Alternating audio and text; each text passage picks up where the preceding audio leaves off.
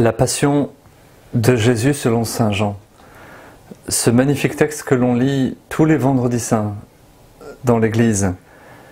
La Passion selon saint Jean, c'est le texte auquel nous arrivons à ces étapes de notre parcours. Une passion qui s'inscrit vraiment dans la lignée de l'Évangile de Jean, qui montre un Jésus royal, un Jésus solennel, maître de la situation. Jésus, non pas abandonné, comme il le crie sur la croix, dans l'évangile de Matthieu ou de Marc, hein, mon Dieu, pourquoi m'as-tu abandonné? Non pas un doux Jésus de miséricorde, comme dans l'évangile de Luc, où du haut de la croix, Jésus dit « Père, pardonne-leur, ils ne savent pas ce qu'ils font », ou au bon larron, aujourd'hui avec moi, tu seras dans le paradis. Le Jésus que saint Jean nous présente dans l'Évangile est un Jésus royal, un Jésus déjà dans la gloire du Père. C'est vraiment la suite des chapitres d'adieu, les chapitres 13 à 17, les discours d'adieu qui commençaient avec ces mots « Père, glorifie ton Fils, afin que ton Fils te glorifie ». C'est le début de la prière sacerdotale de Jésus au chapitre 17. Et au chapitre 18 et au chapitre 19, les événements de la Passion s'enchaînent, bien sûr, et ressemblent énormément à ce qui se passe, ce qui est raconté dans les évangiles synoptiques, mais avec cette touche joannique, cette touche spéciale du regard de saint Jean, qui est un regard contemplatif, un regard mystique, qui voit au-delà du crucifié le Christ glorifié, le Christ ressuscité.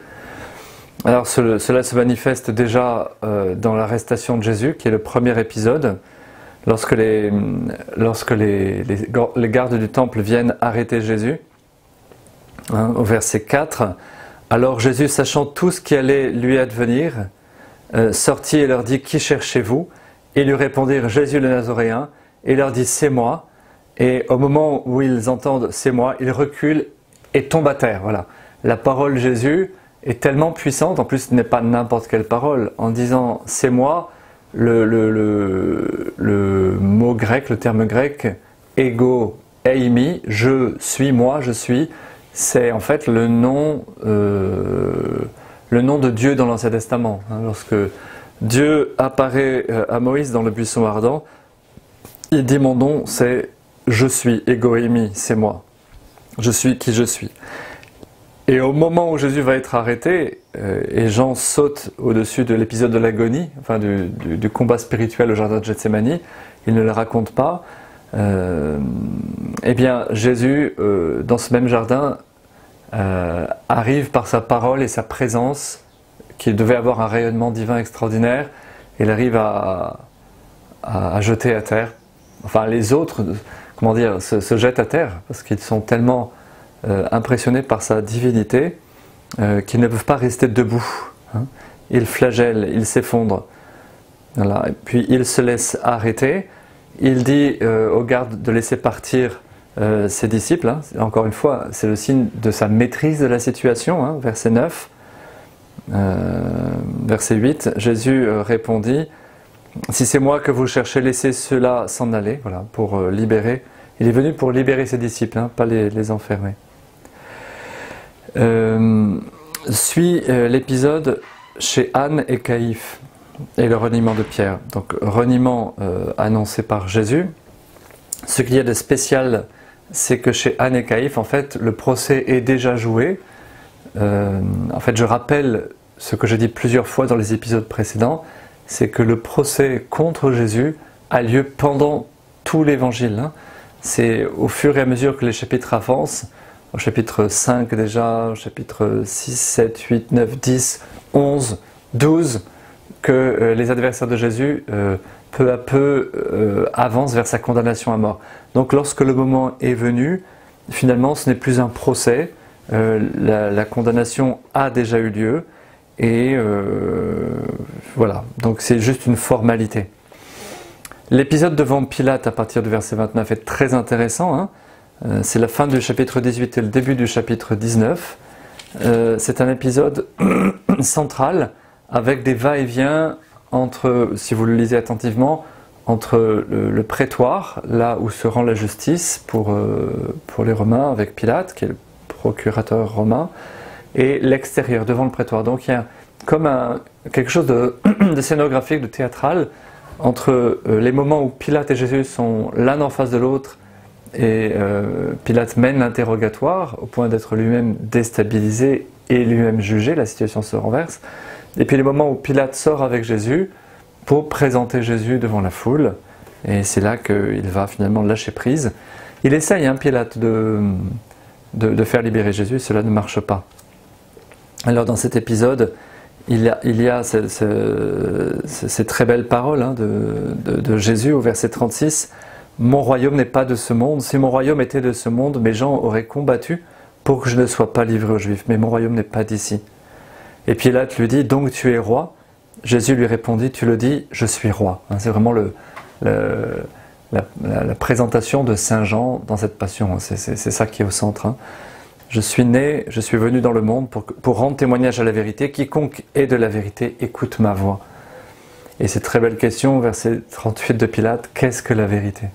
C'est une vraie question, qu'est-ce que la vérité? Et Pilate ne se rend pas compte que la vérité c'est une personne, ce n'est pas une idée. Jésus est la vérité, et il l'a dit à ses disciples au début des discours d'adieu, je suis le chemin, la vérité et la vie. Donc Pilate sort, essaye de disculper Jésus, et puis quand il rentre à nouveau, il va faire flageller Jésus, couronné d'épines, il le sort pour le présenter à la foule au verset 5, et il dit « Voici l'homme ». C'est cette phrase en latin « Ecce homo », « Voici l'homme ». En disant cette phrase, encore une fois, il y a un double sens. Chez Saint Jean, il y a souvent un double sens, et ceux qui parlent ne se rendent pas compte de vraiment ce qu'ils disent.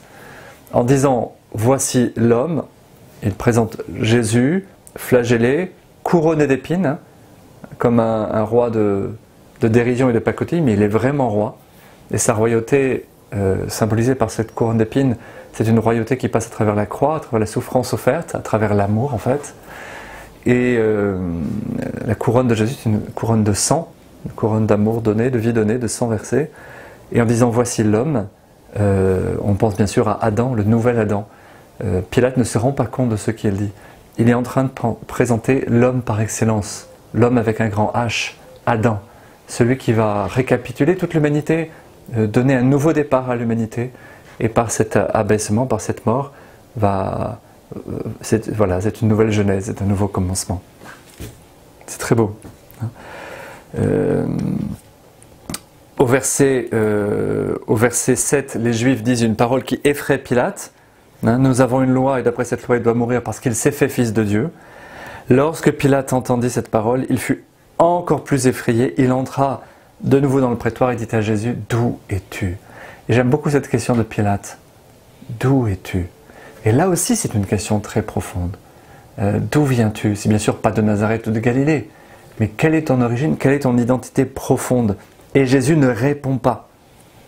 Pilate lui dit « Tu ne me réponds pas, tu ne me parles pas. Ne sais-tu pas que j'ai le pouvoir de te relâcher et le pouvoir de te crucifier ?» Jésus répondit « Tu n'aurais aucun pouvoir sur moi si cela ne t'avait été donné d'en haut. » Donc Jésus ne répond pas et à la fois resitue plutôt l'identité de Pilate. Il dit à Pilate « Voilà d'où toi tu viens. En fait, tu as une autorité, mais cette autorité est limitée et elle t'est donnée par Dieu. » Alors Pilate du coup essaie de le relâcher, il comprend qu'il a affaire à quelque chose de très très spécial et ça ne marche pas. Il va lâcher prise et livrer Jésus à la crucifixion. Il a tellement peur d'une émeute qu'il préfère être injuste que de subir les foudres de la foule. Alors il y a cet épisode donc de la crucifixion aussi, qui est après l'arrestation, après la période plus de procès devant Pilate. La troisième étape de la passion, c'est la crucifixion. Alors cette scène est très très connue parce qu'il y a plusieurs choses spéciales qu'on ne trouve que chez Saint Jean. Un, ce qu'on appelle le titulus, c'est-à-dire l'écriteau qu'on met au-dessus de la croix de Jésus, écrit en grec, en hébreu et en latin, Jésus de Nazareth, roi des Juifs, qui est un écriteau en fait de dérision. On mettait un écriteau sur les poteaux d'exécution pour dire pourquoi l'homme était exécuté. Et cette cette raison de la condamnation en fait est à la fois une moquerie dérisoire. Jésus de Nazareth, c'est Jésus d'un patelin perdu dont on ne parle même pas dans la Bible. Roi des Juifs, on voit la disproportion entre le titre Jésus de Nazareth et roi des Juifs, c'est incompatible.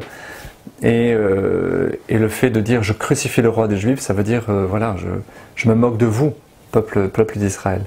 Donc tout est tourné en dérision, et la foi c'est pour Jésus un titre de gloire. Il est vraiment Jésus de Nazareth, c'est-à-dire l'incarnation, l'enfouissement de Dieu dans l'humanité la plus ordinaire. Et cet enfouissement, cette incarnation fait que Jésus est en fait le roi des Juifs, mais aussi de toute l'humanité. Suit le partage des vêtements, là aussi c'est propre à Saint Jean. Il tire au sort le vêtement, la tunique sans couture, ce manteau rouge qui entourait Jésus, et l'épisode ensuite de la mère de Jésus, hein, qui n'est toujours pas appelée Marie. Hein. C'est la deuxième fois dans l'évangile de Jean que Marie apparaît. Elle est présentée à Cana, je le rappelle, au moment des noces de Cana, qui sont une annonce de cet épisode-là de la croix, puisque l'eau est changée en vin, et sur la croix, Jésus va verser l'eau et le sang de son côté ouvert. Donc Marie est vraiment la femme du passage, celle qui fait entrer Jésus dans son ministère au début de l'évangile, c'est le premier miracle de Jésus, ça va? Et au moment où Jésus va quitter cette terre, elle est là aussi pour, de cette manière, enfanter son fils, mais surtout enfanter l'Église, puisqu'à côté d'elle, il y a le disciple que Jésus aimait, qui représente en fait tous les disciples, qui représente tous les chrétiens, nous tous. Et que fait Jésus? C'est son dernier acte avant de mourir. Il dit à Marie, ben voilà, tu vas prendre soin de mes disciples. Et il dit à ce disciple, tu vas prendre soin de ma mère. Voilà. Et donc il y a cette affirmation théologique que les catholiques et les orthodoxes prennent vraiment au pied de la lettre, que Marie et l'Église cheminent ensemble, et que Marie est la première en chemin, la première des chrétiens, et qu'elle nous est donnée par Jésus pour cheminer comme disciple missionnaire. Jésus meurt ensuite sur la croix en disant « J'ai soif ». C'est une soif pas seulement d'eau, une soif d'âme, une soif de notre amour. Et puis, ce détail très intéressant, verset 30, quand il eut pris le vinaigre, parce qu'on lui présente du vinaigre, enfin de l'eau vinaigrée, Jésus dit « C'est achevé, c'est accompli ». Et inclinant la tête, il remit l'esprit. C'est-à-dire que là encore, c'est un détail qui pourrait passer inaperçu, mais c'est Jésus qui décide à quel moment il va quitter cette terre. Hein, c'est pas « il remit l'esprit puis inclina la tête », c'est « il inclina la tête en signe de « et remit l'esprit ». Voilà, c'était le moment. C'est le moment pour lui de partir. Il lâche prise, il s'en remet en fait dans les mains du Père. Épisode suivant, le coup de lance. Ça aussi c'est propre à Saint Jean, on ne le retrouve pas chez les autres. Pour vérifier qu'il est bien mort, on va avec une lance le percer le côté, et en fait de l'eau et du sang vont jaillir de son côté ouvert, de son cœur ouvert, signe en fait des sacrements. Pour Saint Jean c'est très clair, l'eau et le sang qu'il voit jaillir du côté de Jésus sont l'annonce prophétique qu'à partir de la croix, à partir de la mort d'amour de Jésus, Jésus va donner la vie. En donnant la vie, il donne l'eau du baptême, la vie dans le baptême, et le sang qui représente l'Eucharistie. Voilà les deux grands sacrements de la vie chrétienne. Et ensuite, on descend Jésus de la croix, on l'ensevelit dans un jardin. C'est très beau cette image du jardin, on le retrouvera au moment de la résurrection. Ça fait penser au jardin d'Éden, le nouvel Adam qui est déposé dans le jardin d'où il va ressusciter, avec des personnages qu'on a déjà vus, Nicodème et puis Joseph d'Arimathie. Et voilà comment se clôt la Passion selon Saint Jean, qui est une passion merveilleuse, magnifique. Je vous invite à relire, à méditer en contemplant la royauté de Jésus, son aspect glorieux, lumineux et humble. Il est vraiment roi par le service qu'il nous rend en nous sauvant.